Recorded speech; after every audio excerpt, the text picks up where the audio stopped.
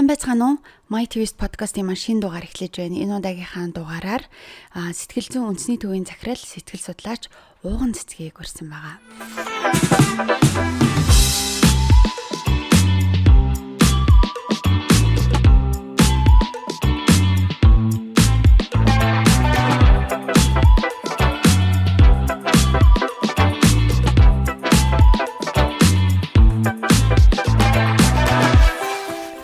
Өдрийн мэндийг хүргэе. Өдрийн мэнд. Орилго хүлээн авч хүрэлцээрсэнд маш их баярлалаа. За мөн алдар тхийн одоо авсанд маш баяр хүргэе. Баярлалаа. За тэр үеийн мэдрэмжийг хоёлоо хуваалцъя гэх үү. Ямар идэг бол гэж би зүгээр айгүйх боддгийг. Айгүй олон ээжүүд ер нь одоо зэрэг авдаг юм билэ. Тэг нэг өдөр тэгээд яг ийм олон ээжүүдийн тэр атмосфер дотор орох бол айгүй гоё юм билэ. За давхар юу вэ гэхээр ээжүүдийн бас яг нэг одоо авч байгаа сэтгэлийг бүр ийм том дэлгэцээр бас ингэ явуулдаг. Тэгээд айгүй олон ээжүүд туршлагаасаа за тэгээд өөрийнхөө ерөнхийдөө сэтгэлийг хуваалцаг олон ээжүүдийн яг тэр сэтгэл хуваалцж байгаа үе дээр бол үнэхээр айгүй огшдг юм билэ. Бүр нүдний нөлмөс яалтчгүй гардыг юм билэ. Тэгэхээр тэр олон ээжүүд дунд арах мэдрэмж бол үнэхээр гоё юм байлээ. Маш гоё санагцсан. Айгу тийм сэтгэл догтлолтой, тийм баяртай. За тэгээд ээжүүд чинь бүгдээрээ тэнд одоо өөрсдөө тодорхой хэмжээгээр бэлдээд бүгдээрээ айгу гоё болоод, хөөрхөн болоод тэгээд хүрээд ирсэн. Тэгээ би үүндээ бас айгу гоё баяр хүргэдэг юм байлээ ээжүүд. Тэгээд яг тэр мөч бол тэр олон ээжийн бараг л та мянган гараал бараг байхаа. Тэгэхээр маш гоё санагддаг юм байлээ. Айгу тийм сэтгэл догтлолтой мөч юм байлээ. Ер нь бол хүмүүс болохоор нэг юм дөрөвт хүүхдээ гарахаар за одонгийн хүүхд гэж ярьдаг тий. Тэрнээс гадна яг за та ингээ одонгоо ирээд аваарай гэх мэдрэмж өөр идэм мэлээ гэж нэг өөр хүн бас хэлжсэн. Тэр ялгаатай байсан уу? Тий ялчгүй нэг юм албан ёсны юм билээ. Хорооноос залгаад хорооноос нь залгаж байна. Та ингээд одонгоо тэдэн цагт одоо төрийн ордноос ирж авах юм биш үү гэдэг аюу гоё хэлдэг юм билээ бас манай хороон дээр ажиллаж байгаа нийгмийн ажилтан маань л одоо залгсан баг. Тэгээд яг тэр үед залгана гэж бодоогүй тэгэл заллахаар бас сэтгэл аюугаа хөдөлдөг юм билээ. Өө ямар гоё юм бэ гээл те. Тэгээ энэ чинь бас хүмүүс ялангуяа одоо авсны дараа чи яг ингээд өөрийнхөө хөдөлмөрөөр ямар нэгэн одоо юу гэдгийг арын хаалга байхгүйгээр өөртөө авж байгаа бас юм айгүй чухал юм зөв шүү гэдгийг сонсоод бас нэрээ энэ эмэгтэй хүний хийж байгаа дээрэс нь одоо тэр гэр бүлийн одоо ховд юу гэдгийг бас хамтын одоо хүч хөдөлмөртэй. Тэгвэл манай нөхөр тэгжсэн. Үгүй энэ эмгтээчүүдтэй айгүй гоё хандаад аавыг нэг жоохон арай жоохон өөрөөр хүлээж аваад байна уу да гэд. Тэгээ аавдыг болохоор илүү одоо юу гэдэг юм да нөгөө нэг шинэ хүүхэд төрөхөөр шинэ хүүхдүүдэд илүү баяр хүргээд нөгөө ах эгчийг нь тусгаалan бас яг нөгөө нэг баяр хүргədэггүй гэдэгтэй адилхан нөгөө аавдыг бас яг жоохон тэгж чухалчилдгүй юм шиг ер нь алаа санагцсан. Тэгэхээр бас юу вэ гэхээр энэ одон гэдэг зүйл чинь бол яг тухайн гэр бүлийн хувьд айгүй чухал үн цэнтэй зүйл юм байлаа. Яг энэ талаар одоо юу гэдэг хүмүүс ингээд тоонд гэдэм үү нэг бол эсвэл одондоо болж ингэж хүүхэд гаргаж яах гэдэг ч юм уу хүн болгоны үзэл бодол харилцаа адил өөр байдаг юм билэ. Тэгэхээр тэрэн дээр одоо тэр бүх үзэл бодлыг одоо хүнддэг чинь зарим хүмүүс бол одонгийн төлөө хүүхэд гарах хэрэггүй гэдэг, зарим нь бол өөртөө гэр бүлээ төлөвлөлтөөрөө 4-5 хүүхэдтэй болдог. Тэгэл янз одоо хүмүүсийн хувьд шийдлүүд нь бол гэхдээ мэдээж юу вэ гэхээр одоо авахын тулд хүмүүс нэг их хүүхэд төрүүлдэггүй байх гэж бодож байна. Илүү тэр гэр бүлийн одоо юу гэдгийг төлөвлөлт дээрээс нь одоо хүүхдүүдтэй өгч чадах тодорхой хэмжээний үн цэн тэр бүх зүйлүүдэд төлөвлөөд ингэ явдаг баха гэж ингэ бодсон. Тэгэхээр ер нь бол яг ингэж одон бас яг олон ээжүүдтэй тэр гоё атмосферыг мэдэрнэ гэдэг нь ер нь хамгийн сайхан зүйл байсан. За хоёлаа энэ нөгөө сэтгэл зүйч, сэтгэл судлаач гэсэн энэ мэрэгжлийг сонгосон тухай ингээ яриад эхлэе гэж бодож байна. Түрүүний ингээ яг сургуулиудаа төгсөн мөч ингээ хамгийн сайхан мөч гэдэг шиг. Гэхдээ би бас өмнөх нэг юм дээрээс ярьцлаган дээрээс нь харахад яг өөрөө нэг яг бүр ингээ зорж төлөвлөж одоо мөрөөж сонгосон мэрэгжил бол биш ээ гэдгийгсэн байсан тийм. За тэгэхээр би бол 2000 онд одоо сургуулаа төгсөөд тэгээ 2000 он Монгол Улсын их сургуульд шалгалт өгөө. Тэр үед бол юу вэ гэхээр нөгөө конкурс гэдэг юм болдог гэсэн. Сургууль болгоо өөр өөртөөхөөрөө шалгалтаа одоо зохион байгуулдаг. Тэгээд ер нь бол Монгол Улсын их сургуульд нийгмийн ухааны чиглэлээр явна гэдэг маань бол өөрт ер нь бол тодорхой болсон байсан. Манай аавч гэсэн чи илүү намайг бүр 4-р ангид ахад хэлжсэн. Миний охин түүхч болвол айгүй сайн түүхч болох юм шүү. Чи ингээд түүхийн орс хичээлүүдэд ямар гоё дараатай ярьд юм бэ гэд.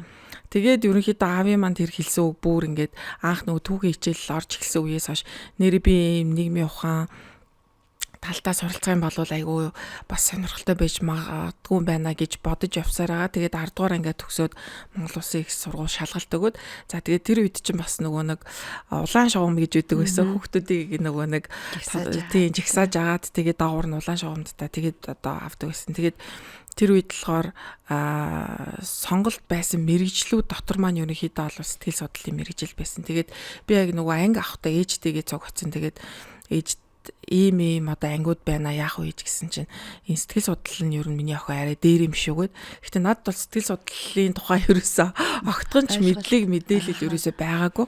Ягаад тэгэхээр Монгол Улсын их сургууль маань хамгийн анх 92 онд анхны одоо эсэлтээ аваад 96 онд хамгийн анхны төгсөлтөө хийсэн. Тэгэхээр ерөөсөө маш шинэхэн ийм салбар ерөнхийдөө бол байна гэсэн. Тэгэхээр тэр үедээ бол яг хүмүүсийн мэдлэг хандлагч тэр эргээд юу гэдгийг яг сэтгэл судлалын талаар ойлголт маань ч гэсэн тэр бүрэн дүүрэн ерөнхийдөө бол ингэж би болоогүй байсан цаг хугацаа. Тэгэхээр эсэлтээ ер нь хийснээс хойш нэг 3-4 эсэлт тэгэл даартаас нь бид нэр ерөнхийдөө бол орж байгаа гэсэн. Тэгээ тэр үедээ би яана энэ мэрэгчлэр би ормооргүй байна. Ямар сони юм бэ? Сэтгэл судлал хэрч одоо барьж авах юу ч байхгүй ямар хэцүү юм бэ гэж ерөнхийдөө бодож ирсэн. Тэгээ би улс төр судлал за тэгээд сэтгүүл зүй тэгээд социологи энэ төр айгуу гоё гэдэг. Тэр үед бол энэ ангиуд маань айгуу цөөхөн миний санаж байгаагаар 1 2 бүр улс төр судлал гэхэд нэгэн одоо хотоос жишээлбэл оюутан ихсүүлэх байсан. Тэгээд тэр ангиуд маань дууссан. Тэгээд хотоос тэр жилдээ бол 34 хүүхэд миний санаж байгаагаар яг хотоос ангиудаа ерөнхийдөө сонгоод бусд нь хөдөө орон нутгаас ингээд сонгогдчихжээ. Тэгээд сэтгэл судлалынхаа ангид ямарч исэн ороод тэг суралцаа. Гэхдээ юу гэхээр гэрийнхандаа би ер нь энэ ангид сурмааргүй нэ юу хэцүү юм а гэдгийг бол хэлжсэн. Тэгээд манай ээж сургалтын албан дээр ирээд нөгөө дарахтай олцсон ч за ер нь бол энэ хамгийн эрэлт эрхтэйтэй мэрэгжил болно. 20 жилийн дараа гэхэд бол танаа хүүхэд бол одоо тэ энэ мэрэгжлэр ингээд сурчлаа гэхэд тэр 20 жилийн дараа бол нийгэмд бол хамгийн үн цэнтэй ингээд мэрэгжил байна. Тийм болохоор ингээд энэ ангиас нь шилжүүлэхгүй гаргуулахгүйгээр энэ ангидаа айлуулахаар сургаад хүүхдэд айлгуулаач гэд ээжд маань хэлсэн байсан. Тэгээд одоо яг би тэр сургалтын албаныхаа одоо тэр үед дарга хийжсэн Баасан Жов гэд багш маань байсан. Тэгээд тэр хүнийг ямар холыг хардаг ямар мундаг хүн байгаа вэ те. Үнэхээр л одоо 20 жилийн дараа гэж ботход би 2000 онд орсон гэхэд одоо нийгэмд ямар их эрэлт эрхтэйтэй ер нь сэтгэл судлаач болъё гэж хүүхдүүд маш их хүсдэг. За дээрээс нь сэтгэл судлаачийн мэрэгжлийн үн цэнийг хүмүүс тодорхой хэмжээгээр бас ойлгодог болсон байна. Өөрийнхөө одоо амьдралд бас энэ мэрэгжил айгүй чухал гэдгийг нийтлэг утгаараа хүмүүс айгүй их ойлгодог бас болсон байна. Тэгээд энийг ойлгуулахын тулд ч гэсэн тодорхой хэмжээгээр бас айгүй тууштай гэх юм уу зүтгэлтэй бас ажиллаж байгаа гэж боддог. Тэгэхээр үнэхээр тэр багшийн маань тэр хэлсэн үг бол аюу чухал байсан. Хэрэгэлдэх юм уу? Тийм байна. Хэрвээ тэгэл тэр үе за боли гэлтгсэн бол магадгүй өстөрч ч юм уу, өстөр судлаар ч юм уу явах байсан юм шүү дээ. Тий, одоо социолог ч юм уу эсвэл одоо сэтгүүл зүйч гэдэг юм уу тэр нь илүү надад их одоо юу гэдэг илүү нөгөө мэдээлэлтэйсэн гэдэг юм уу энэ чиглэлээр сураад төгсвөл нэг ийм хүн болно доо гэдэг ерөнхий нэг юм төсөөлөл ер нь бол байгаад ах шүү. Яг сэтгэл судлаач хэрэг юу гэдг нь ерөөсөө ойлгомжгүй яана гэдг нь ойлгомжгүй. Түрүүн тэгээ хэллээ ч тийм сэтгэл судлаач гэхээр барьж авах юм байхгүй. Тэгээ барьж харагдахгүй тэр зүйлийг судлана гэхээр санаа нь буухгүй байгаа гэсэн. Өнөөдөр ингээ эргээд харсан чинь ямар байна? Баригддсан байна уу эсвэл бид нар бас ярьдаг шүү дээ баригддаггүй мэддэхгүй тэр зүйлийг яаж судлаад эсвэл яаж эмчлээд байгаа юм те. Тийм. Тэгэхээр яг 1-р курст ороод сэтгэл судлал гэдэг чинь өөрөө юу юм бэ? Сэтгэл гэдэг чинь өөрөө яг хаана байдг юм бэ? За тэгэл дээрэс нь хүний сэтгэл санааг ер нь яаж удирддаг юм бэ гэж айгүй олон тийм өвөрмөц асуудлуудтай ингээл тулгараал те. Ингээд нөгөө ихний удирдгал хичээл, ерөнхий сэтгэл судлалын хичээлүүд дээрээ бүр ингээ айгүй гайхдаг гэсэн энэ одоо яг юу яриад байгаа юм бол яагаад байгаа юм бол ямар ч тэртэй ингээл тэгэл ангиараач гэсэн бид нэр тэр айгүйх ингээл яриад гайхдаг гэсэн. Тэгэхээр яг одоо ингээд тодорхой хэмжээгээр ажиллаад тухайн салбартай ажиллаад тодорхой хэмжээний туршлагатай болсны дараагаар юу гэж ерөнхийдөө яг энэ салбар мэргэжлээ ойлгож байна вөхөр ерөөсөө л хүн хаана байна тэнд сэтгэл судлал байдаг. Хүн байгаа цагт бол хүний сэтгэл санаа мэдээж болол байдаг. Хүний энэ сэтгэл санааны онцлог гэдэг юм ерөөсөө л хүний үйлдэл үг гэдэг зүйлээр илэрч гарч байдаг. Тэгэхээр бид нар бие биенийхээ сэтгэл санааг ер нь бол одоо гадаад тэр хүчин зүйлээр нөгөө хариу үйлдэлээр нь ялангуяа үг яриа болон үйлдэл дээр нь сойрлож ерөнхийдөө бол мэддэг. Тэгээд үг яриа гэдэг бол үнэхээр маш их хүчтэй. Хүн өөрөө сэтгэлээ илэрхийлэх боломжтой маш чухал хэрэгсэл. Дараагийнх нь мэдээж юу вэ гэхээр хүний үйлдэл гэдэг зүйл бол маш их чухал. Тэгэхээр нөгөө хэлсэндээ хүрдэг байх, амлсандаа хүрдэг байх, өөрийгөө үйлдэлээрээ харуулдаг байх гэдэг нь дандаа сэтгэл санааны тэр биедсэн хэлбэрүүд гэх юм уу? Тэгэхээр судлах боломжтой. Тэгэхээр энэ бүхнийг бид нэр ер нь бол судлах боломжтой юм байна. За тэгээд мэдээж биднийг ингээд мэрэгчлээ сонгосноос хойш 20 гаруй жилийн хугацаанд маш их олон салбар руу шинээр үүсэж бий болж гарч хөгжиж байгаа тий. Одоо жишээлбэл нейро сэтгэл судлал гэдэг ч юм уу, нейро одоо тарих судлал гэдэг ч юм уу, одоо ингээд тарихтай холбоотой, сэтгэл судлалтай холбоотой олон шинжлэх ухааны заагууд дээр олон зүйлүүд бол хөгжиж байгаа. Тэгэхээр давхар бас юу гэдэг нөгөө техник технологийн хөгжлөөр тий, AI гэдэг ч юм уу тий, маш их олон зүйлээр дамжуулаад бас хүний сэтгэл санааг давхар бас судалж байгаа. Та ядыг анх яг одоо өөртөө нийлээд ангийнхаа хүмүүсд нийлээд сэтгэл судлалын одоо төв байгуулад ажиллаж явах үеийг одоо тал харьцуулшгүй л ах л да. Тэр үед анх яг за хэдүүлээ яг энэ сэтгэл судлалын төвийг байгуулъя гэдэг тэр зориг шийдвэрийг яаж гаргасан. Яг тэр үед та ядыг дөнгөж эхэлж байхад нийгэм хэрхэн хүлээж авч байна? Нөхцөл байдал ер нь яг ямар байсан бэ?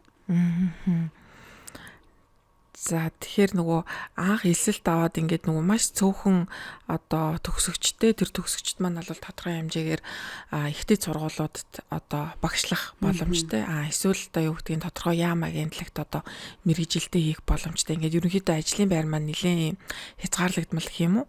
Одоо эмнэлэг сургууль гэдэг юм уу, энэ талаар ер нь бол ямар ч ойлголт байгаагүй гэх юм уу. Тэгэхээр ер нь бол бид нэр төгсөөд өөртөө яг хаана очих вэ? Юун дээр одоо бид нэр юуг ингэж тулгуураа болгож ер нь яг ажиллах хэрэгтэй юм бэ гэдэг тухай бид нэр ер нь бол 3 дугаар курсээс эхлээл нэлээ юм санаа тавьдаг гэх юм уу, санаа зовдөг байсан. Тэгээд бидний 3 дугаар курст байхад Германаас Берт Хеллингер гээд одоо маш алдартай юм сэтгэл засалч одоо ирж ийм вакуумжуулсан гэх юм уу 2 өдрийн сургалт ерөнхийдөө яваасан. Тэгээд тэрэнд одоо айгүй аттай завшаанаар багш маань ерөнхийдөө бол 2 хүүхэд сонгоод тэгээд энэ курсэд энэ одоо вакуумжуулсан сургалтанд сууж болно гэд. Тэгээд 3 дугаар курстэй тэр вакуумжуулсан сургалтанд суугаа. Тэгээд бүр бурхан минь сэтгэл судлал гэдэг чинь ингээ практик тэр бүр ингэж гардыг юм байна. Сэтгэл заслагдах одоо хийдэг хүн чинь өөр юм байдгийм байх тий.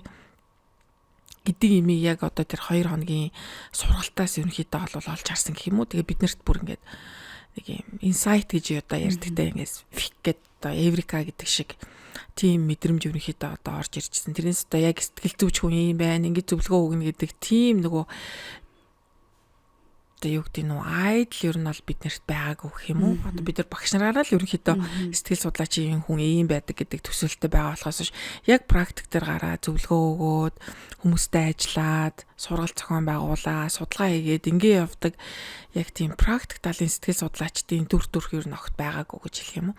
Тэгэхээр тэр хүний тэр сургалтанд сууснараа бид хоёр бол ангийнхаа хан сүрэн бит хоёр суусан. Тэгээд ямар сонирхолтой юм бэ? Яаж ингэдэг юм бэ гэд. Тэгээ тэр хүн маань өөрөө юм баг бүлгийн одоо сэтгэл засал хийгээд хүмүүсийг ингээ гаргаж аваад тэгээ бүр ямар сони юм бэ? Сэтгэл засал гэдэг чинь ингэж хийдэг юм байна. Ингэж хүмүүсийг зохион байгуулдаг юм байна гэдэг мэдрэмжийг ерөнхийдөө аваад практик дээр ажиллавал ийм байх юм бэ шүү гэдэг нэг юм ерөнхий нэг юм мэдээлэл төсөөллөө ер нь бол авч ирсэн.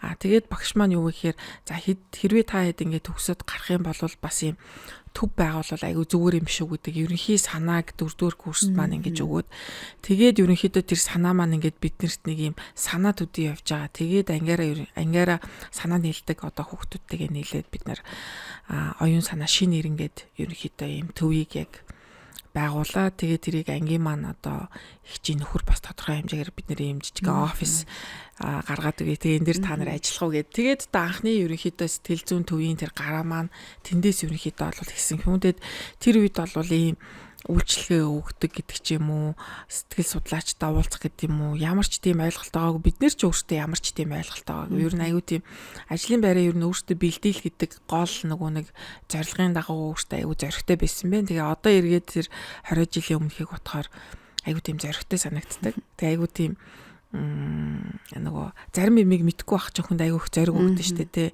Тэгэд мэдхгүй бас аюух байсан биш үү? Мэдхгүй байсан учраас магадгүй шууд үйлдэлүүд хийж ерөнхийдөө орсон байна да гэд эргээд ботход ерөнхийдөө тэгж бодогддаг. Тэгээ та яг тухайн үед ингээд нэм сэтгэл судлалын төв гэдэг чинь аюу цөөхөнж байсан. Бараг нөгөө нэг хувийн шахуун таад байсан баг тий. Тэнгүүд бид нэр хүртэл ингээд нэвтрүүлэгт мэрэгжлийн сэтгэл зүйчтэй уулзъя одоо нөгөө тухайн сэдвтэй холбоотой зочин үрээ гэхээр яг өндөө олддог байсан. Тэгээ яг өндөө олддог байсан. Тэгээд ингээд таадтай нилээд бас нэвтрүүлгүүд бас энэ төр хийжсэн. Тэгээ тэр үед бол үнэхээр хүмүүсийн ойлголт байгаагүй штеп. Бидний ингээд бас нэг юм арай жоохон эротик төлөв нэвтрүүлэг бас хийгээл тэнд зөвлөгөө өгч хүн олддог. Одоо сексологч гэж мэрэгжил баг байхгүй, ойлгохгүй тэрийг тий. Тийм байж хахад таад яаж одоо үйлчлүүлэгчээ олоод эсвэл яаж тэр хүмүүсийг энэ аягүй чухал шүү гэдэг тэр хандлагыг бий болгохын төлөө ер нь ямар тийм сонирхолтой үйлдэлүүдийг хийж байв. За ерөнхийдөө бид нэр ер нь очоогүй яваагүй тийм байгууллага салбар ер нь байхгүй. Хаалгыг нөөштэй айгүйх тогшиж явдаг байсан. Бид нэр ийм хийдэм ийм хүмүүс байгаамаа. Бид нэр ийм юмнуудыг хийж чаднаа гэж өөртөө хэлдэг байсан. За дээрэс нь өөртөө ийм тараах материал одоо тэр үедээ бэлдээд тэгээд тэргийг гаргаж принтерлээд тэгээд энэ орцны үүднүүд дээр айгүйх ингэж зар бичиж ерөнхийдөө бол ийм газар ийм сэтгэл судлаач ажиллаж байна.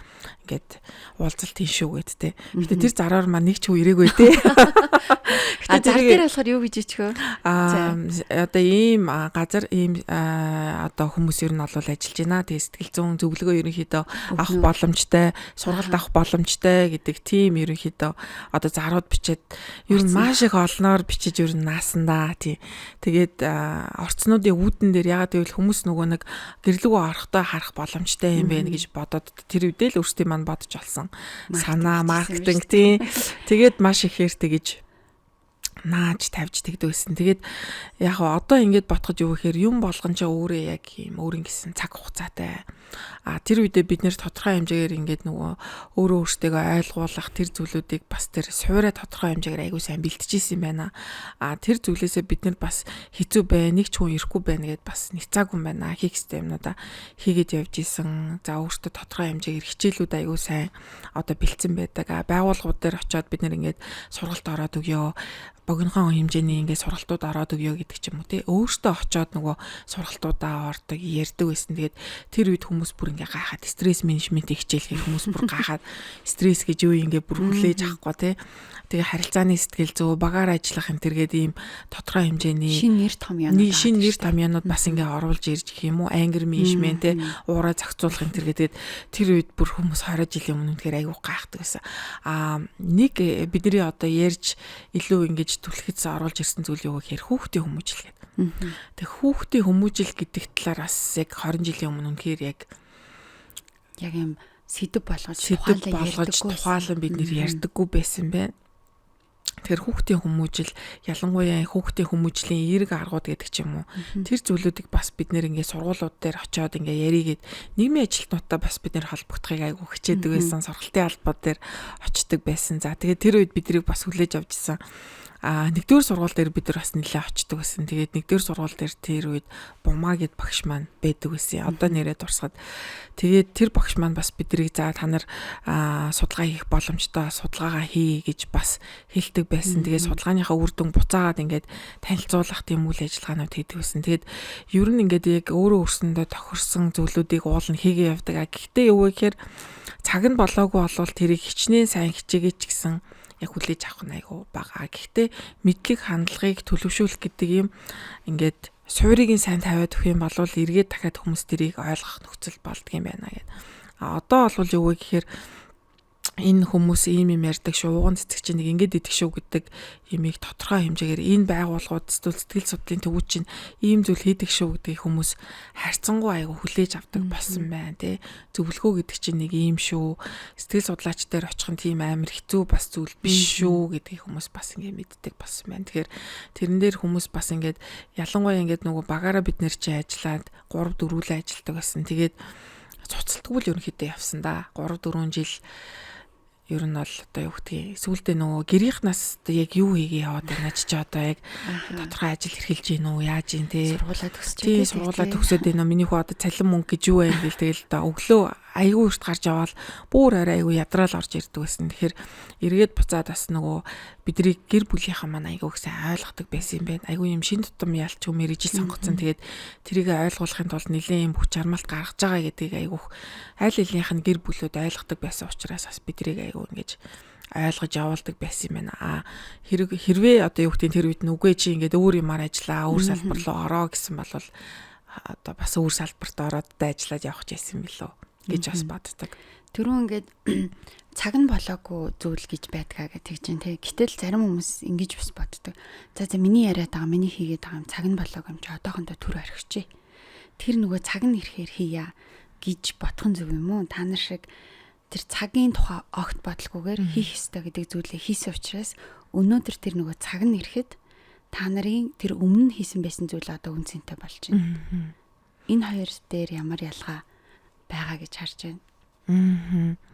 Тэгэхээр би яг энэ тухай өглөө бодож ирсэн юу вэ гэхээр хүмүүс одоо юу гэдгийг нэг арай нэг өөр жишээн дарахаар би одоо юу гэдгийг гадаад очиороо би айгүй гоё хэл сурна гэдэг ч юм уу те. Би эсвэл ингээд жимд явахаараа илүү гоё болно гэдэг ч юм уу те. Эсвэл би ингээд илүү гоё гэртэй болохоороо эсвэл би ингээд орон сууцанд орохоороо би илүү гоё гэрээ гоё байлгана гэж боддог ч юм уу те. Тэр нөхцөлийг хүлээх гэдэг бол өөрөө юу вэ гэхээр тэр тухайн зүйлд нэг оруулж байгаа 20% л өөрчлөлт гэх юм уу? Тэр хүн одоо юу гэдгийг гоё гэртэй болно гэж бодоод гэрээ цэвэрлэхгүй байх юм бол магадгүй гоё гэртэй болсны дараа ч тэр хүн бараг 80% нь гэрээ цэвэрлэхгүй байж магадгүй. Яг л тэр хэвээрээ гэсэн.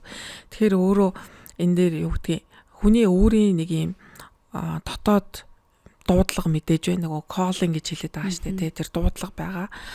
Нөгөө талаасаа тэр дуудлагаа сонсоод хүн өөрөөсөө гаргаж байгаа нөгөө хүчин чармаалт гэж юм байгаа. Хүчин чармаалтынхаа үндсэн дээр гарч ирж байгаа үр дүнгуудээ үнэлэх гээд нэг юм 3 зүйл айгүй чухал санагддаг. Магадгүй юу гэдгийг айгүй их тийм дотоод дуудлагатай хүчин чармаалтай мөртлөө тэр үр дүнгээ өөрөө хэмжиж чадахгүй хүн бас айгүй хэцүү байдаг. Жишээлх юм бол одоо юу гэдгийг маш их үр дүн гарах зэрнээ энэ ингээ болоогүй юм гээд өөрөө байнга чамлаад идэг гэх юм уу. Тэгэхээр тухайн хүнд өөрөө өөртөө сэтгэл ханамж үүсдэг үү? Тухайн хүнтэй хамт байгаа эргэн тойрны хүмүүс сэтгэл ханамж үүсдэг үү? Нэг юм Тэгсэн хэрнээ тэр хүнээс айгүй хүчин чармаалт гарцсан байдаг. Гэхдээ өөрийнхөө одоо байгаа байдлыг дандаа сулаар үнэлдэг гэх юм уу. Энэ нь эргээд хүнийг одоо магадгүй нэг талтаа сэтгэл готролд хүргэгч бас эрсдэл болж магадгүй. Тэгэхээр энэ 3 зүйл хоорондоо ер нь айгүй уялдаатай гэж би ер нь бол боддөг. Зарим хүмүүс юу вэ гэхээр зөвхөн нөгөө пашн буюу маш их тийм ирч хүчин байгаад идэг. Гэтэ нөгөө тууштай байдал үйлдэл байдаг гэх юм уу те. Зарим хүмүүст болохоор илүү нөгөө үйлдэл байгаад идэг. Гэтэ яг нөгөө нэг юм дуудлага сонсоод ирч хүчтэйгээр хийж байгаа үйл биш. Ерөнхийдөө ямар ч үсэн энэ үйлдэлийг нэг хий да гэдэг нэг юм үл. Тэгэхээр ингээд энэ 3 зүйл маань гуруулаа ерөнхийдөө нэгтгэх юм бол хүнийг илүү юм зөв тууштай тэгээд нүг эерэг хандлагатай байлгадаг ийм 3 зүйлийн болов гэж бас ерөнхийдөө дотроо зүгээр хувь хүнийхээ хувьд үнэлждэг юм тийм. Тэгэхээр дуудлагатай байх, дуудлагаа сонсоод тэрэн дээрээ өөрөө тууштай байх тийм үйлдэлүүдийг гаргадаг. Нөгөө талдаа тэр үйлдэлүүдээ өөртөө бас яг үнэлж дүгнээ зэгнээд ийм зүйлийг би хийсэн, ийм зүйл дээрээ би бас сэтгэл ханамжтай байгаа шүү гэд өөртөө тэр дүн тавьж байгаа юм уу үнэлэлт өгж байгаа тэр процесс бол маш их чухал байдаг. Тэгэнгүүт одоо хамгийн энгийн жишээнээр авч үзэхэд нөгөө за фитнест яваад гоё болно гэсэн хүн 7 хоногийн дараа өмнөхөөсөө гоё болчиход тодорхой хэмжээнд тий одоо баг хэмжээний жин асчаад тэрийг хизэж тоодгоо. Яг үнэ тий ингээл за би болоог байна, би болоог байна. Энэ ч гоё биш байна. Би яг энэ шиг болно гэл нэг юм зураг харцсан ч үгүй юм уу тий. Тэрийг хэлээд байна. Яг үнэ тий. Тэгэхээр өөрөө өөрөөсөө гарч байгаа яг тэр үйлдэлүүд дээрээ бид нэр өдөр тутамдаа тодорхой хэмжээний үнэлтийг өөрөө өөртөө бас өгдөг байх, өөрөө өөрийгөө үнэлцэгэндэг байх. Бид нар ч одоо юу гэдгийг өөрөө өөрийгөө үнэлцэгнэхээс илүү бусдын үг яриа айгу үнцэнтэй болчиход штэ тий. Бусад хүмүүс намайг юу гэж үнэлцэгнээд байна, юу гэж хэлээд байна. Тэр мэдээж айгу чухал. Гэхдээ дотооддоо хүнд өөрөө өөртөө өгж байгаа тэр үнэлэлт, дүгнэлт, цэгнэлт тий өөрөө өөрийгөө тодорхой хэмжээгээр одоо бодоод нэг дүн тавьж байгаа юм. Тэгээд хамгийн сайн багш нар чинь бас өөртөө дэгдэг шүү дээ. За чи ямар дүн амар байна гэдэг эхлээд өөрөө өөртөө дүн тавилчдаг тий. Тэр чинь өөрөө тэр хүний өөрөөсөө гаргаж байгаа тэр одоо хүчин зүтгэл чармаалтан дээр өгж байгаа үнэлгээн дээр давхар бас багш нэг үнэлгээ өгж байгаа нөр айгу зүг болчихж байгаа. Өөрөө өөртөө үнэлэлт өгөхгүйгээр зөвхөн гаднаас ирж байгаа зүйлд ингээд үнэлт өгөхөр хүн айгу тийм сул дараа гэх юм уу. Бусдын үгэнд хэд их автомтгай нөгөө нийтлэг билээ нөгөө бусдын бодлоос хамааралтай өөрийн гэсэн одоо үзэл бодлого болчиход байна гэж хэлээд байгаа нь бид нэр дотооддоо өөрөө өөртөө нэг юм дүгнэлт дүн тавихгүй байгаагаас бас айгүй хамаардаг. Тэгэхээр хүн өөрөө өөртөө дунд байна уу, сайн байна уу, муу байна уу, дундаж байна уу тэр үнэлгээнүүдийг ер нь одоо өгөх нь айгүй чухал. Гаднаас хүний одоо хэлж байгаа тэр зүйлийг тодорхой хэмжээгээр ойлгож хүлээж аваа шүүлтүртэй бас өөр дээрээ буулгах нь айгүй чухал. Энэ одоо байдал хүмүүсийн нөгөө нэг жинзи болон одоо бусад ингээ үеуд одоо генерашн дээр ялгаа харагдаж байна уу? Одоо бидний үеийнхэн болвол магадгүй илүү их хөндлөнгийн үнэлгээнд айгүйх итгэдэг, тэрүүгээр их урам авдаг тий. Одоо багш онц тавил илүү баярлдаг. Гэтэл одоо ингээд нөгөө хойшлоод ирсэн хүүхдүүд дээрээ ч юм харахаар өөрийнх нь үнэлгээ айгүй чухал байгаад байгаа юм шиг зүгээр харагддаг. Энэ бол та нар судлаач үнэн дээр харахаар их өөр харагддаг байх. Тийм яалтчгүй яг тийм шүү. Тэгэхээр үе үе хооронд мэдээж маш их олон зүйлүүдээрээ сэтгэл зүйн хүчин зүйлүүдээрээ бид нэр одоо ялгаатай байгаа. Тэгээ түрүүний хэлсэн нөгөө хит өөрөөрөө өөрийгөө үнэлээд байгаа юм бол нөгөө эго центризм буюу өөрийгөө нөгөө нэг төвчлөх тий бүх юмны гол ерөөсөө би. Тэгээд бүх өгүүлбэр нь дандаа бигээр хэлдэг. Би гэдэг өгүүлбэр одоо жишээлбэл ерөөсөө бүх өгүүлбэрт нь ингээд байж байгаа бол тэр маань өөрөө хит өөрийгөө төвчлөх үзэл байгаад байна шүү. Бусдаас нөгөө нэг бид нэр хэлдэг тасраад явчлаа шүү. Хүмүүсээс нийгмээс ер нь бол тасарчлаа. Нөгөө талдаа нэг ийм үзэл байгаад байдаг. Бусад хүн намайг юу гэж хэлхийг ногтоос хамааралгүй гэдэг. Энэ бол айгүй тийм одоо зүг биш юм уу та тий. Ийм үзэл гэж ер нь бол тодорхойлогдно. Яагаад тэгэхээр бид нар чинь хүний дунд төрдөг, хүмүүсийн дунд амьдардаг, хүмүүстэй хамт байсараа л одоо нэг ертөнц рүү оддаг. Тэгэхээр шууд хүмүүсийн үзэл бодол шууд хамааралгүй ч гэсэн ер нь бид нэр хүмүүсээс одоо хамааралгүй амьдрахад айгүй төвхтэй юм аа тий. Тэгэхээр ер нь бол яг тэр бусад хүмүүстэй хэр зэрэг би бас яг нийцэд зохицож тий амьдарч байна вэ? Бусдыг би хэр зэрэг хүлээн зөвшөөрөөд байна. Нөгөө талдаа өөрийгөө би хэр зэрэг хүмүүст бас зөвөр ойлгуулж хүлээн зөвшөөрүүлж байна вэ гэдэг энэ хоёрын яг баланс дээр ерөнхийдөө амьдрал маань явах гээд байгаа. Тэгээд энэ маань одоо юу гэдгийг эрхэлж байгаа одоо ажил төрөл одоо хөлмөр эрхлэлтэн дээр гарна. Бидний сурж байгаа тий сурлагын амжилтан дээр гарна.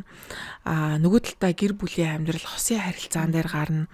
Ах дүүтэйгээ харилцаан дээр гарна. За тэгээд том зургаараа мэдээж бид нар нийгэмтэйгээ харилцах тэр харилцаан дээр өөрөө гардаг.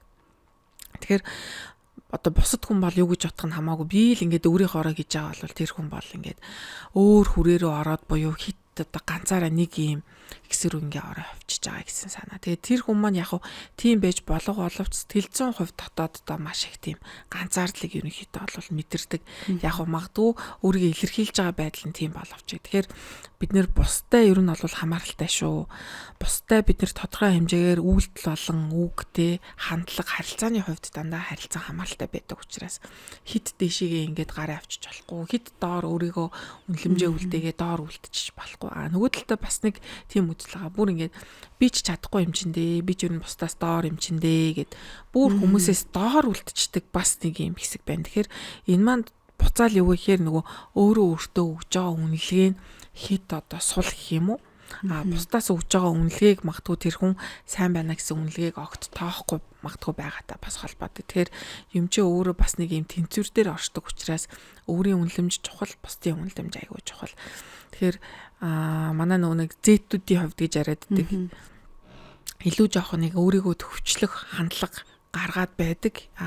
Гаргаад байгаа нь өөрөө тийм одоо муу зүйл бол биш. Тэгэхээр нөгөө эргэн тойрных нь байгаа хүмүүс нь өөртөө ойлгуулна. Одоо манай зэтүүд дандаа ийм гэж хэлэхгүйгээр те илүү бас нөгөө ойлгуулах, ухааруулах хүн гэдэг чинь өөрөө юу гэдгийг хүртлэл ер нь ойлгоод ухаараа авч идэг учраас те энэ муу юм чи энэ ойлгохгүй юм чинь гэдэг ийм хандлагаар биш. Харин ойлгох юм чинь илүү энэ хүн одоо сурах юм чинь гэдэг хандлагаар бас бид нэр зааж өгөх юм бол илүү хүн дотроо бас ингэж тодорхой хэмжээгээр төлөвшдөг учраас ойлгоно гэж ер нь бол боддог. Дараагийн асуулт асуухаас өмнө би нэг ойлголтын талаар эхлээ асуух гээд сэтгэл зөөж, сэтгэл засаалж, за тэгээд сэтгэл судлаач, өөрчийн үлээ одоо сэтгэл зүйн зөвлөх, коуч одоо чи аюу олон нэр төрөл гарчаад байна шүү дээ. Тодорхой ойлголтуудыг бидэрт ингэ салгаад өгөөч. За сэтгэл судлаач гэдэг. Сэтгэл судлаач маань болохоор сэтгэлийг илүү судлах нь байна. Илүү тэр нь судалгаа шинжилгээнд дээр ер нь бол одоо байх нь. Тэгэхээр илүү судалгаанд суурлаж одоо дүгнэлт гаргаж те сэтгэл санааг илүү тодорхойлж байгаа, сэтгэл зүг тодорхойлж байгаа хүмүүсийг сэтгэл судлаач гэдэг. Сэтгэл зүйч маань болохоор илүү зөвлөгөөний чиглэлээр ажилтдаг нөгөө практик дээр хүүхдэд зөвлөгөө амаар байна. Гэр бүлийн зөвлөгөө амаар байна гэхээр илүү ерөнхийдөө бол сэтгэл зүйчт байгаа. Тэгэхээр тухайн одоо нөхцөл байдал үүссэн асуудал дээр нь л зөвлөгөө өгдөг хүмүүс гэсэн үг. Тийм. Илүү ер нь бол зөвлөгөө өгж ажилтдаг. Мэргэжилтнийг сэтгэл зүйч гэж нэрлэдэг байгаа. Сэтгэл засалч гэдэг байгаа. Сэтгэл засалч маань болохоор илүү эмнэлгийн одоо суурьтай буюу илүү ангаахын эмч талын хүмүүс байж байгаа.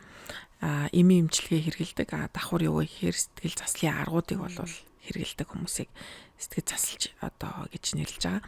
За тэгээд коуч, мэргэжилтнүүд гээд сүүлийн үед ялангуяа ингээд сүүлийн 2-3 жилийн хугацаанд ковидоос хойш болвол те коуч мэргэжилтнүүд бол бас ингээ гарах болсон.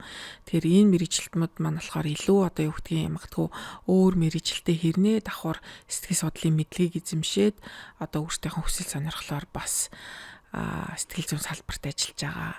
Ийм мэргэжилтнүүдийг илүү бас коуч талдаа ер нь бол мэргэжилтнүүд гэж нэрлээ тодорхойлоод. Нэг тим юмны коуч, ийм нэг коуч гэд нэг лист харсан чинь сэтгэл готрлын мэргэжилтэд юу гэд бүр ингээд магадгүй та бүгдээ угаасаа л ажилтдаг ийм салбарын олон асуудлуудыг нэг нэгээр нь сугалж аваад тэн дээр ингээд одоо тодорхой мэргэжилтэн болоод явж байгаа. Энэ ер нь одоо яг эсвэл зөв гэж асуух нь одоо зөв асуулт юм уу мэдгүй ямар ч юм ийм угаасаа байдаг юм уу бид нар одоо энгийн тухайн одоо сэтгэл зүйн одоо зөвлөгөө ажил үйлчилгээ авах гэж байгаа хүмүүс одоо яг яаж тэрийг ойлгож хандхаа бас заримдаа ойлгодоггүй. Тийм тэгэхээр ер нь ийм мэргэжилтнүүд одоо гарч ирэх нь гэх юм уу бас л нөгөө нэг цаг үеийн одоо цаг хугацааны асуудал юм байлээ. Тэгээд эргээд энэ маань одоо юу гэдгийг хүмүүс маань ялгаад хэрэглэгчд маань тодорхой хэмжээгээр ялгаад те байх уу оршин тогтнох уу гэдэг нь ер нь бол шийдэгдэнэ. Яг одоо Европод ч гэсэн тэр Америк ч гэсэн тэр сэтгэл судлаач, сэтгэл засалчдыг гарч ирж явах тэр үеийн төвхөтөн ч гэсэн бас л яг юм билээ. Тийм. Тэгэхээр энэ бол одоо юу гэдгийг тийм мэргэжилтнүүд илүү одоо ялгаад тийм шүү гэхээсээ илүүтэйгээр энийг хэрэглэгч өөрөө ерөнхийдөө бол ялгадаг. Давхар ерөнхийдөө яг мэргэжлийн сэтгэл судлаач хүн болвол нэгдүгээрт тавьж байгаа хэд хэдэн ийм одоо шалгуур үзүүлэлтүүд ер нь бол байдаг. Шууд таньж одоо болохоор гэх юм уу. Нэгдүгээрт бол төлбөр тооцоог нэгдүгээрт өөрийнхөө одоо шууд өөрөө тохиролцож гэдэг юм уу. Өөрөө ярьж өөрийнх нь дансанд нэгдүгээрт бол авдаггүй. Тэр мэргэжилтэн заавал одоо туслах сэтгэл судлаач туслах мэргэжилтэн бол заавал байдаг.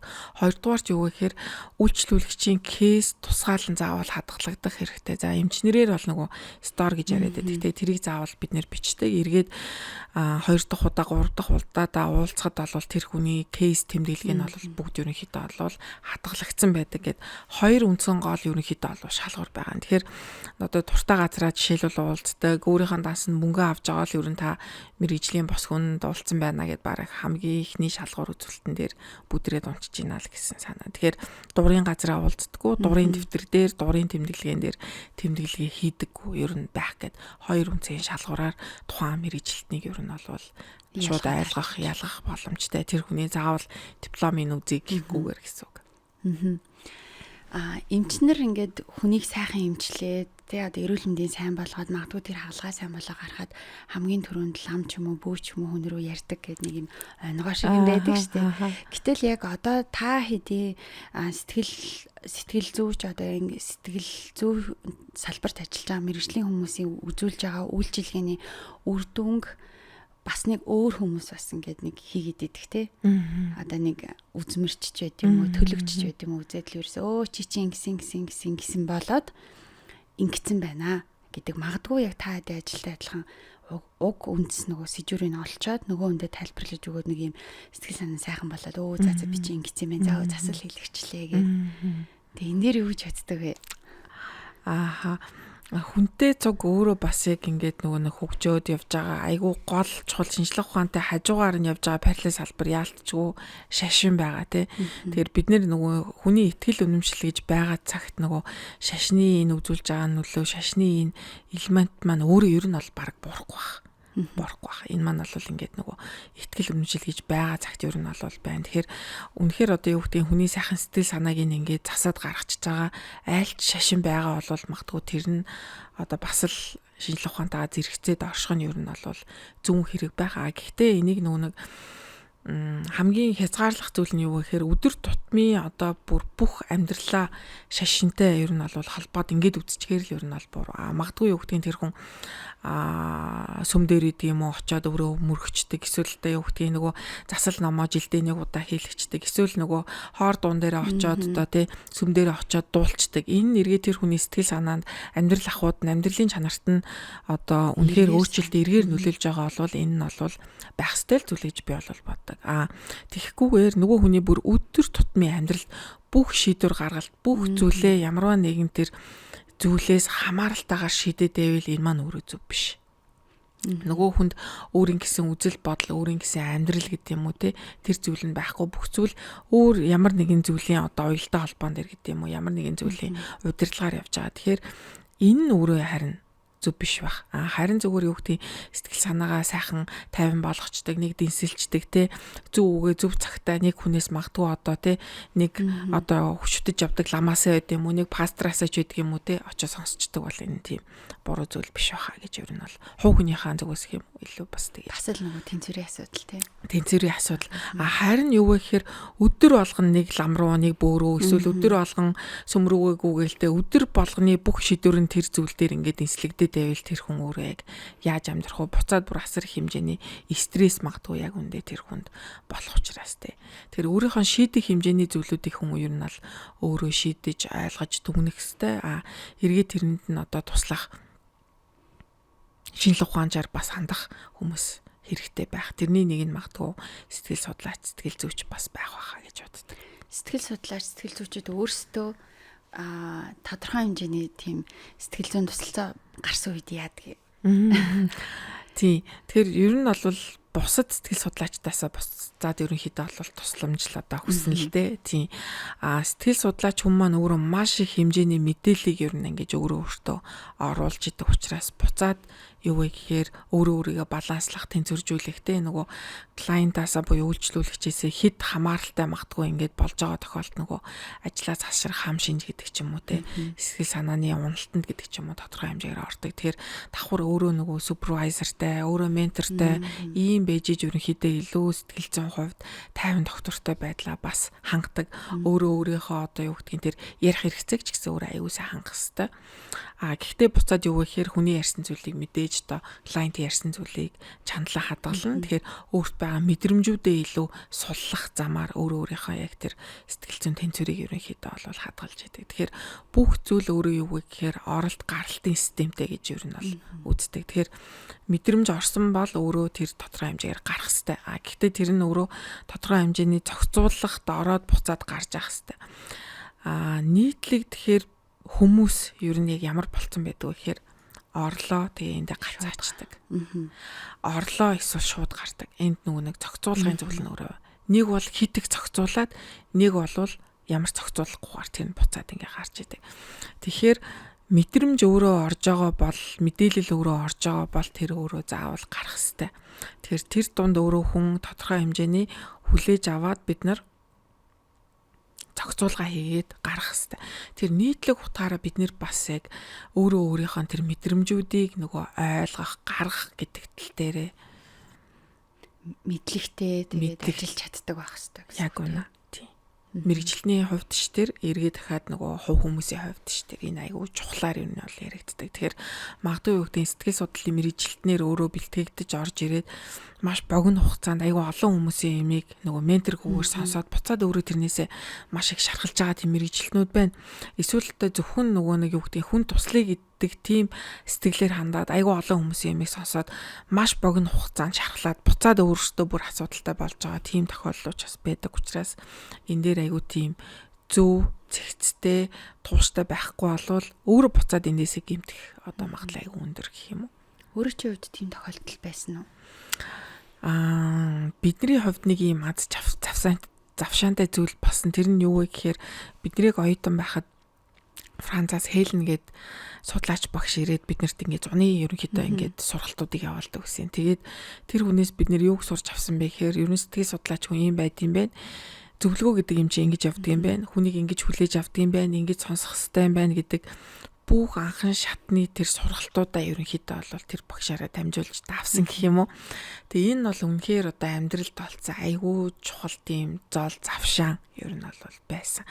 Ялангуяа яг тэр үед нөгөө яг бүрэн дүүрэн нөгөө хэлжсэнтэй ийм айдл гээд мэрэгжилтэн гэдэг тийм хүний дүр байгаагүй үед бол бид нарт энэ айгүй чухал тийм туршлага байсан. Тэгэхээр тэр багш маань бол бид нарт хэрвээ энэ салбартаа тууштай урт хугацаанд ажиллая гэж бодвол нөгөө шунаж ажиллахгүй байх нь айгүй чухал. Тодорхой лимит байх нь айгүй чухал юм байна.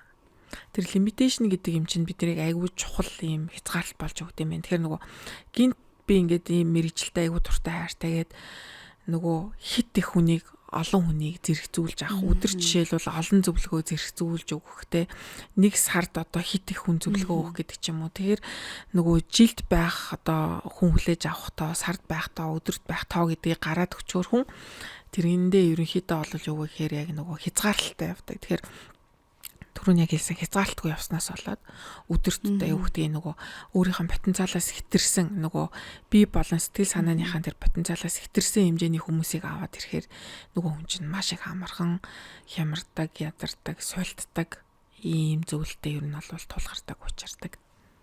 Надаас ингэж харагддаг байхгүй. Хит эмоцтой хүмүүс байдаг шүү дээ. Ингээд түрүүний гэлдэг юм ингээ амар авдаг. Эмчнэр дээр ч гэсэн зарим нэг анзаарагдаад байдаг. Өвчин зовлонтой мэдээч зүв зүгээр байгаа хүн бас ирэхгүй шүү дээ, тий.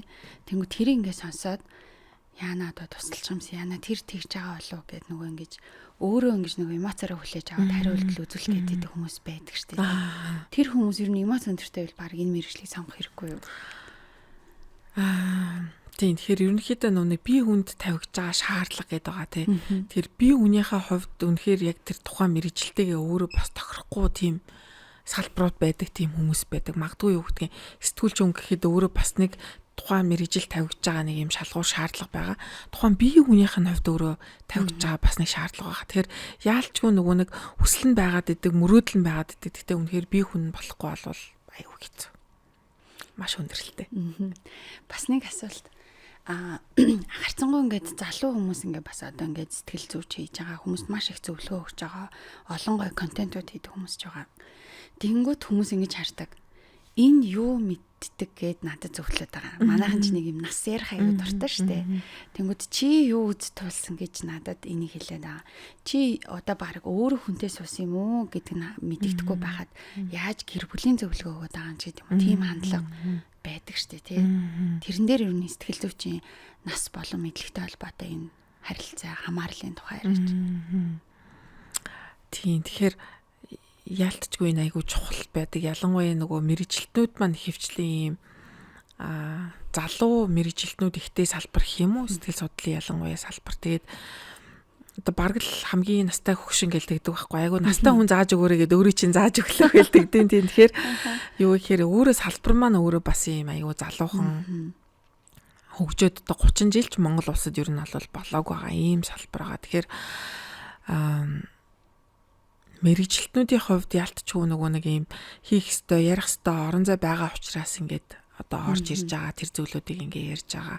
А нөгөө талдаа үнэхээр тэр хүнд нөгөө сонсож байгаа хүн гэдэг ч юм уу эсвэл үйлчлэгээ авж байгаа хүнд үнэхээр ихтгэл үнэмшил төрөхгүй байгаа бол өөр мэрэгжилтнийг бол сонгож болно. Тэгэхээр тэр нүн залуу мэрэгжилтнүүдийг хит нөгөө нэг тэгж би тийм хоосоо гэж боддог. Яагаад гэвэл нэгэнт салбар маань өөрөө залуу байгаа учраас. Хоёрдугаар ч юу гэхээр би бас ингэж хэлэх айгуу дуртай л да. Одоо юу гэдгийг хавдартай үйлчлүүлэгчтэй ажилдаг сэтгэл судлаач заавал өөрөө хавдар туссан байх ёстой юу?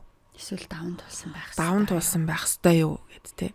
Тэгэхээр ер нь бол үгүй. Яагаад гэвэл нөгөө тодорхой хэмжээгээр онлыг нь ойлгоод үзээд судлаад тэ тухайн салбарт би ингээ ажиллана гэдгийг ингээд мэдэрсэн нөгөө колонгоо сонссон ийм мэрэгчлэлтэн бол өөрөө тэр салбартаа ер нь бол ажилдаг. Дээрэс нь тэр хүмүүстээ үнэхээр ихтгэл хүншил төрөхгүй байгаа бол нөгөө хүнээс өөр мэрэгжилтэн сонгох боломжтой ер нь бол байгаа.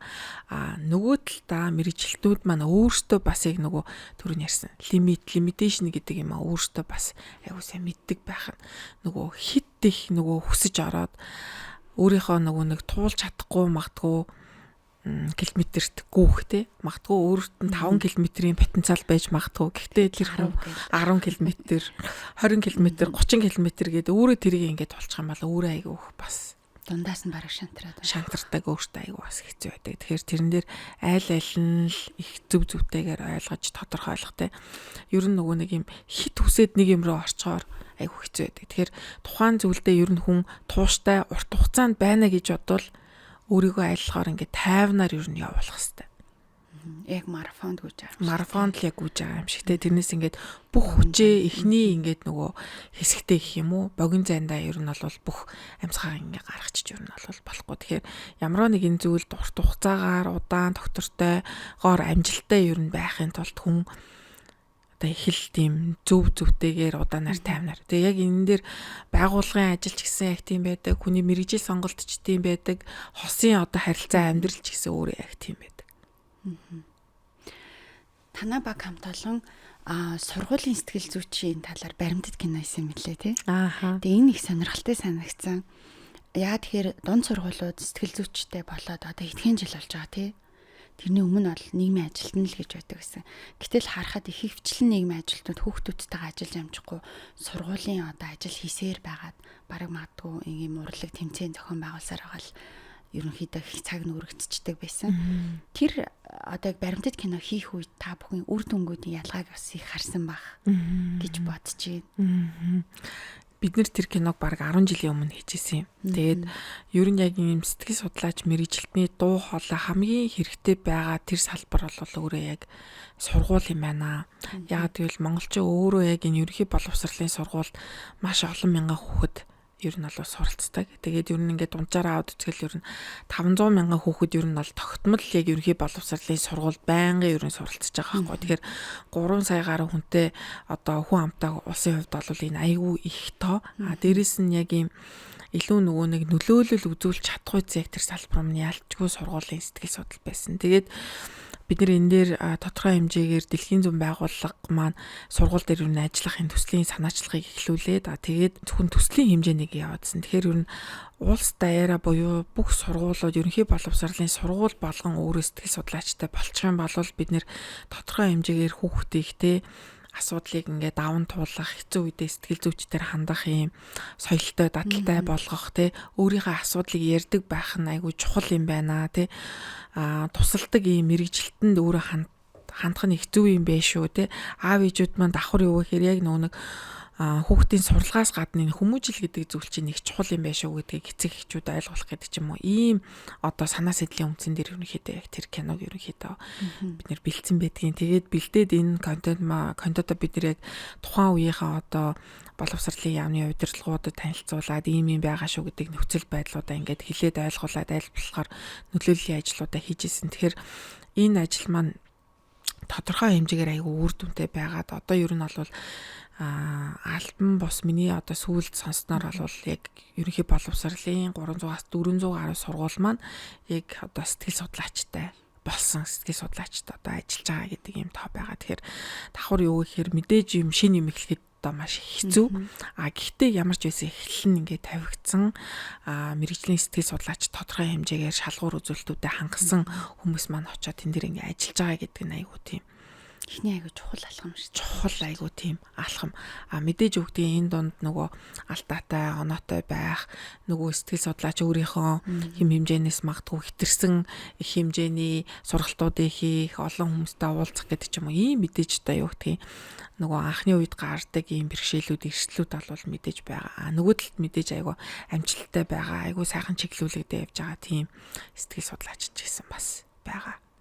Миний харж байгаагаар та бүхэн яг энэ өөрийнхөө сэтгэл судлалын энэ салбарыг Монголд илүү их сайн хөгжүүлэхийн тулд тус бүртээ өөрийнхөө нөлөөллийн ажлуудыг чадах хэмжээгээр ингээ одоо хүртэл хийсээр байгаа хүмүүс тэр болгоных нь үр дүнд ингээ бидний одоо хизээний мэддэг болчихсон байж л байдин гэдэг тэр зүйлүүдийг бий болгох айгүй том нөлөөлөл үзүүлж штэ. Тэгэхээр хүн болгонд тийм хүч байгаа юу? Би тодорхой хэмжээний яг ийм хүрээлэлтэй эсвэл сургуультай яг ийм нийгэмдээ оруулах тэр нөлөөллийг үзүүлэх хүч хүн болгонд байгаа юу? Миний хувьд яг хариулах юм бол хүн болгонд тийм хүч нөлөө байгаа. Тэгэхээр тэр нь өөрийгөө үнэлэмжээс таны одоо өөрийгөө үнэлэх үнэлэмжээс хамаарна. Дээрээс нь бусдын танд хилээд байгаа нийтлэг хилээд байдаг таны нөгөө давуу талуудыг хилээд байгаа тэр зүйлүүд байгаа. Тэгэхээр тэр хоёр зүйл дээр айгүйх толгуурлаасаа тий. Магадгүй өөрөө хүчинд итгэхгүй байж магадгүй гэтэл гаднаас чи чадна штэ чам тийм хүч байгаа гэж байгаа бол тэрийг бас сонсоосаа. Нөгөө талдаа юу гэхээр өөрөө өөртөө нэрээ би энийг хийчвэл болохоор юм биш үү гэдэг тэр нэг юм заримдаа гарч ирээ заримдаа алга болоод идэх тэр нэг дуу хоолойгоо аюу сайн барьж авч бас сонсоосаа тий. Тэр магадгүй таны ажиллах цэг очих орон зай ч гэсэн одоо байж болноо. Тэр хүн болгон тийм орон зай өөр өөртөөхөө одоо хүрээнд гэх юм уу хэмжээнд нөлөөлөх тэр боломж болцоо бол байдаг. Тэгэхээр өөртөө ер нь битгий одоо голж хошоо суугаасаа дотоодос ч гарч ирээд тэр дуу хоолойгоо барьж аваасаа гэж айгу хүсдэг. Ер нь ингээд нөгөө тэр нас ер нь хамаатай юм болов хүн за би одоо амьдралаа нэг өөрчилчихье тий. Одоо энэ ста биш вэ гэдэг тэр эргэлтийг өөртөө хийхэд ер нь нас ер нь оройтох эсвэл хожимдох эсвэл эртдэх гэдэг тийм асуудал байдгүй. Судлаач энэ хараа. Хөвчлээ ер нь яг ийм нөгөө эргэлтүүдийг нэг 30-аас 35 насныхаа илүү их бодож хийгээд ах шиг надад ер нь бол анзаарэгдтiin. Ялангуяа Монголд юу гэдэг би ингээд нөгөө нэг энэ чиглэлээр ингээд ажиллачлаа гэсэн чинь энэ чиглэлээр ажиллаа над нэг л гоё юм наалдаж өгөхгүй байх. Нэг л миний ингээд нэг юм сэтгэл төрөхгүй байх. Гэхдээ би энэ чиглэлээр ажиллаад өөрийн гэсэн одоо уул мөрийг тодорхой хэмжээгээр үлдээчлээ. Гэхдээ би яг анх хүсэжсэн тэр юмараа байхгүй байгаа учраас надад жоохон хэцүү байгаад байна. Би яах ёстой болоо гэдэг юм те. Тэгэхээр илүү түрүүний хэлсэн яг тэр эргэлтийн цэг хэрвээ үнэхээр яг байгаа бол оролдоод үзэж яагаад болохгүй гэж та өөрөө тодорхой хэмжээгээр таны одоо юу гэдгийг амьдрал цанхууд те үр хөвгт чинь саад баг болох боломжоор аль болохоор тэр эргэлтийн цэгийг би бол хийгээсэй л гэж хүсдэг. Тэр илүү юу гэдгийг нөгөө сонголтыг нь илүү дэмжиж аль болох талаар нь хувилбаруудыг нь илүү ярилцдаг гэх юм уу. Тийм. Тэгэхээр ер нь бол нэг талтаа яг энэ сонголтын дээр эргэлзэж байгаа бол ер нь сонголт гэдэг юм чинь өөрөө тийм эрсдэлгүй сонголт өөр айгу бага байдаг. Тэгэхээр аль болохоор эрсдэл багтаагаар тэгтээ тэр сонголтыг бол хийж болно. Нөгөө нэг саяны хэлсэн шиг бүр ингээд юу гэдгийг өөрөө яг энэ гавьяаныхаа амралтанд хүрэх цэг дээр очичоод би ийм юм дээр ажиллахгүй байсан юм аа гэж ботгоогүй юу гэдэг юм а тэгэхээр дахиад нэг эргцүүлээсэ тий тэр магадгүй хөвгтэй аялалдаа гараад дунд хугацаанд очсон бол дахиад аяллаа арай дахиад жоохон өөр зэгээс эхлэх боломж бол байгаа л гэж хэлмээр байдаг. Буруу замаар явсаар байгаа эцэст нь хүрэлгүйгээр тэр дундаас бодоод тий жоохон бодоод буцаад тий эргээд нөгөө эргэн тойрныхан бас тэр хүнийг анзаарч идэг. Тэгэхээр тэр нөгөө эргэн тойрныхынхоо тэр те чи нэг л сэтгэл ханамжгүй байгаад байгаа юм шүү. Чи ажиллаа хийгээд байгаа мөртлөө нэг л чи юу болохгүй нэг яагаад байгаа юм гэдг нь магадгүй тэр хүний хийж байгаа ажлаас айгүй хамааралтай бас байж байгаа. Тэгэхээр тэгж нөгөө урт хугацаанд нөгөө хямарч байлгүйгээр өөрөө өөртөө яг тэр нэг юм цогсох мөчиг гэх юм уу? Жохон төр амсхийх мөчиг өөрөө өөртөө олгоо бодоосай. Хуган цэцгийн хувьд тийм юм ер нь гарч ирсэн үү яг энэ одоо энэ мэргэжлийг эзэмшээд ингээд ажиллаад явж байхдаа. За ер нь нэг л зүв байна уу эсвэл буруу байна уу гэж бодож исэн юм байгаа. Төрөний нөгөө нэг мэргэжил сонгоход хүний тэр нөгөө яг өөрт байдаг унган өөрийнх нь бас яг тэр ур чадвар аягүй чухал гэдэгтэй адилхан. баг байхдаа би ингэж боддог гэсэн хүний тухан дээр нэг юм бичиг гарчлаа гэж настай хүмүүстэй гэдэг шүү дээ. Тухан дээр чинь бичиг гарсан байна. Энийг чи ингээл уншиж гин гээл тэ. Тэгэхээр би ингээл гайхаал ямар сони хүний тухан дээр бичиг гардыг бахта энийг яаж уншдیں۔ Болоо гэд. Тэр өөрөө яг миний нэг юм суур бас яг байсан байлээ гэж би эргээд дахиад боддتي. Тэр тухан дээр бичсэн гараад байгаа ямиг би ингээд бас уншвал ямар гоё юм бэ. Хүний бодлыг уншдаг болчвол ямар гоё юм бэ гэдэг нэг тийм бодол ялтчих бас байсан байлээ. Тэгэхээр яг энэ дунд олвол ингээд мэрэгжил маань илүү юу гэдгийг судлах тусам явах тусам бүр үнэхээр айгүй их тийм сонирхолтой амттай гэх юм уу те. Илүү дахиад ийм судлаад баймаар салбар учраас нөгөө өөрт байсан яг тэр үедээ би сонирхож өөрөө яг мэрэгжлээ сонгоогүй ч гэсэн мэрэгжлийнхаа нөгөө амтанд ороод ирэхээр айгүй сайхан байсан. А гэтээ нэмэлтээр юу гэхээр давхар бас надад ийм зүйл хэрэгтэй юм биш үгээд сүүл би бас санхүү эдийн засгийн их сургуульд орж бизнесийн удирдлагаар бас оролцсон. Тэгэхээр юу гэхээр энэ мэрэгжил дээр маань нэмээ дахиад нэг юм орц болохоор зүйл нь бизнесийн удирдлагын чиглэл бас байж болох юм байна. Юу бас би яаж ямар өнцгөөс харах уу гэдэгт маань өөр салбар ороод ирвэл аягүй сонирхолтой юм байна гэж бодоод бас бизнесийн удирдлагын чиглэлээр сурсан. Одоо болохоор бас санхүү эдийн засгийн их сургуультай бас менежментийн хөтөлбөр докторантаар ингээд суралцдаг. Тэгэхээр илүү яг энэ мэрэгжлээ өөр талаас нь өөр бас нэг нүдээр харах. Хүн бас ингээд нэг жимээрээ нэг одоо юу гэдгийг зам бүрөөрөө яваад хахаар нэг зүйлээ хитрхи яг тэр тухайн нүдээр бас ингээд харах гэдэг. Тэгэхээр өөр талаас нь өөр одоо хэмжүүрээр гэх юм уу харж болох юм нь одоо би өөр чиглэлээр сурах гэж бодсон. Тэгээд яг бакалавр бизнесийн удирдлагаар сурж байхад манай нэг хичээл орж исэн багш маань тэгж хэлсэн. Ер нь хүн нэг чиглэлээрээ ингээд олон зэрэгтэй 3 зэрэг ингээд авч болох боловч бакалавр мастер докторыг авч болох боловч энэ хүн ингээд нэг юм шонгийн мочиг санагдаад ит юм аа. Хүн юу гэхээр ингээд тухайн тэр мэрэгжлэрээ олон зүйлээс олон талбараар сурах тусмаа тэр хүн айгүй юм гоё өтгөн сахалгаар юм мочиг ерөнхийдөө ингээд болно. Тийм учраас өөр талаас нь бас яг өөрийнхөө мэрэгжлийг харж бас болдгийн шүү гэдэг бас нэг тэр үнцгийг хийсэн айгүй сонирхолтой байсан гэх юм уу. Тэгээ тийм учраас ерөнхийдөө намайг хүмүүсгүй чи чинь сэтгэл судлаараа ийм олон жил ингэж ажиллачаад юу вэ чинь юу тийм менежментээр сураад байгаа яагаад байгаа гэдэг. Тэгэхээр тэр үнцэг бас ялтчих хүнд айгүй хэрэгтэй ерөнхийдөө олоо санагдсан. Тэгэхээр яг одоо бол илүү менежментийн чиглэлээр ингээд суралцаад явж байгаа. Хүн ингээл өөрийгөө таних тухай сонсох тухай ингээл яриад нь штэ тий. Тэнгүүд тэр чинь бас айгүй хэцүү штэ. Ер нь айгүй хэцүү тий. Тэгээ энэ боловсрал одоо сэтгэл зүйн болоо одоо сэтгэлийн энэ боловсрал биднэрт өөрсөнд нь маш ер нь бага байдаг. Одоо дунд сургуульд ч биднэрт байхгүй, бид нэр эцэг их болохыг ч заалгаагүй, хүүхдээ яаж хүмүүлхийг ч заалгаагүй. Бүх юм ингээл зүгээр яг практик дээр ингээл бүх юм ингээ яваад байгаа. Хэрвээ би өөрийгөө таньж мэддэг болъё, өөрийгөө сонсож сурыг гэвэл ер нь ихний алхамч юм уу, хамгийн энгийн зүйл гэвэл одоо юу байж болох вэ? Заавал одоо сэтгэл зүйчдэр очихгүй эсвэл очихгүйгээр маань бас өөртөө нэг жоохон тулаад ажиллаад үзье гэвэл ингэдэг штэ. Өөрийнхөө би ингээд дотоод үнийг олоогүй байна. Өөрийнхөө би хүслийг олоогүй байна. Ямар хүсэлтэйг мэдмээргүй байна гэхээр нийтлэг хүмүүс за тэгвэл олон юмд яваад үз, өөрийгөө сориод үз. Олон юм руу ингээд чиглээд үз гэдэг. Тэрнээс илүүтэйгээр юу вэ гэхээр хүн олон юмд ингээд явах тусам сонирхлоо олохоос илүүтэйгээр сонирхолгүй болно юм хаях дадал гэх юм уу? Суралцааддаг. Үзэл болоод сонирхолгүй бол хаяал байна гэсэн үг. Тэгэхээр юу вэ гэхээр илүү сонирхолтой байсан ч сонирхолгүй байсан ч нэг юмд нэг тууштай байх хугацааг өөртөө тавих гэх юм. Тэр үедээ хүн надаас ийм хичээл зүтгэл гард юм байна. Би чи ийм юм дээр очиж бууж өгд юм байна.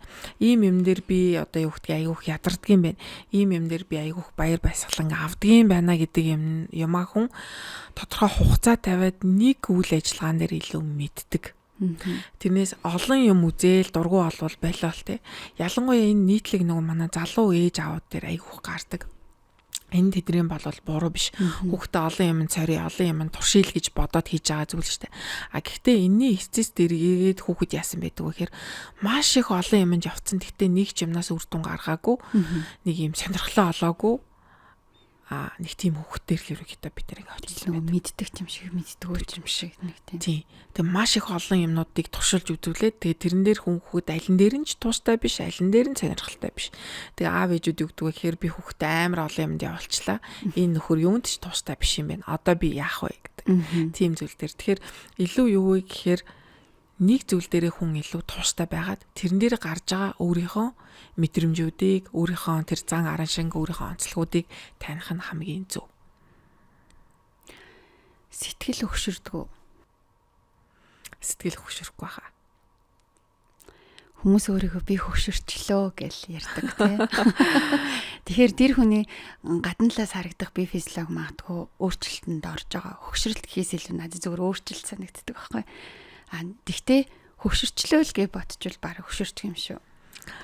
Сэтгэл зүйн нас гэж нэг юм нас байгаа. Биологийн нас гэд бид нэр хичээлүүд дээр бас ордیں۔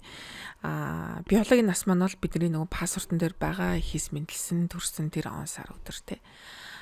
Бидний сэтгэл зүйн нас гэдэг маань юугаар тодорхойлогддог вэ гэхээр би хэр зэрэг сурдаг вэ? Би өдөр тутамдаа хэр зэрэг шинэ юм сурж байгаа вэ гэдгээр тодорхойлогддог. Залуу байж болно тэр хүний сурах юм зогссон байгаа бол тэр хүний амнаас угаасаа л ингэдэг гэдэг үг гардаг бол тэр хүн бол зогссон гэсэн үг. Тэр хүн магадгүй хүүхдээ ингээд нас тогтсон харагдж байгаа ч гэсэн өдөр болгон шинээр юм сурдаг бол тэр хүн өөрөө залууга.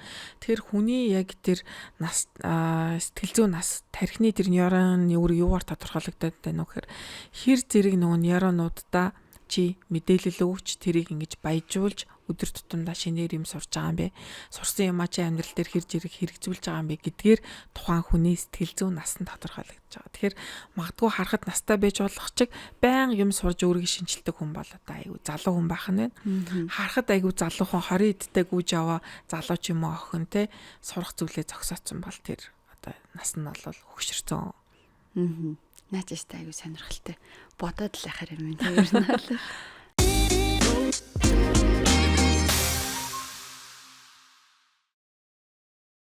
Манай нэвтрүүлгийг үзэж байгаа битүүрийн яриаг сонсож байгаа хүмүүс өөрийгөө сонсож хайрлах тухайд нэг бяцхан зөвлөгөө өгöd хоёлаа яриагаа өндөрлөө. За тэгэхээр маш их завгүй амьдралын хэв маягт бид нэр ингээд одоо явдаг болсон. Хийж одоо амжуулах ажлын листүүд маань бол бүр маш их байдаг те. Тэр дунд хүн яг нөгөө өөрийгөө сонсох, өөртөө нэг чүд тийм тайван байх хугацааг олох нь айгүй чухал. Тэр гүйж явах үедээ тайван суугаа 5 минут хамаагүй. Тэгэхээр бид нэр ингээд өөртөө боломж олгоно гэхээр ингээд бүх юм айгүй гоё жигдэрсэн те. Тэр үед л өөртөө боломж олгоно гэж ойлгоод байдаг. Тэр тийм биш шүү те. Маш их юм давчуу цаг хугацаанд ч гэсэн та өөртөө олгох 5 минут ч гэсэн айгүй үнцэнтэй байдаг. Та ямар үнэрэн дуртай юм, та ямар амтан дуртай юм. Тухтай суугаад, тухтай хэсэг дээрээ 5 минут дуртай цайгаа уугаад, кофегаа уугаад суух чинь таны хувьд айгүй чухал амралт болдог шүү. Тэгэхээр энэ амралтыг өөртөө олгодог байгаад, энэ амралтанд өөртөө өөрийгөө сонсох тэр цаг мөчийг олгодог байгаасай гэж ингэж хэлмээр байна. За маш их баярлалаа. Бидний урилгыг хүлээн авч хүрэлцээрсэн маш их баярлалаа. Ажил үйлсний өндөр амжилтыг хүсье. Баярлалаа. Маш сонирхолтой гоё одоо ярьцлаганд урьсан та бүхэнд маш их баярлалаа. Баярлалаа. Биднийг цаг гарган сонсон үзэгч сонсогч та бүхэндээ маш их баярлалаа. Дараагийн дугаараар ирэхэд уулзъя.